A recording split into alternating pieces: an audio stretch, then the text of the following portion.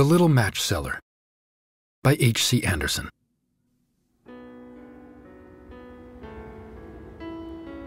It was terribly cold and nearly dark on the last evening of the old year, and the snow was falling fast.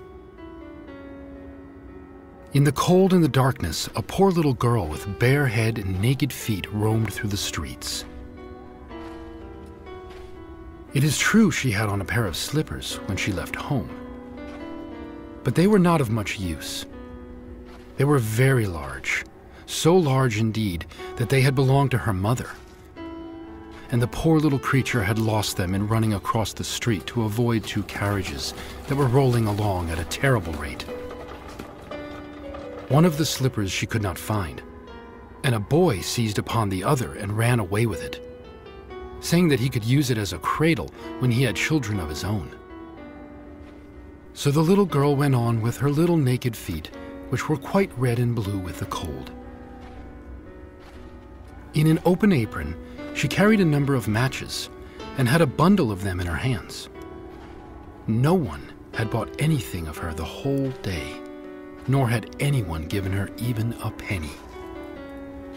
Shivering with cold and hunger, she crept along. Poor little child. She looked the picture of misery. The snowflakes fell on her long, fair hair, which hung in curls on her shoulders, but she regarded them not. Lights were shining from every window, and there was a savory smell of roast goose, for it was New Year's Eve. Yes, she remembered that. In a corner between two houses, one of which projected beyond the other, she sank down and huddled herself together. She had drawn her little feet under her, but she could not keep off the cold, and she dared not go home, for she had sold no matches and could not take home even a penny of money. Her father would certainly beat her.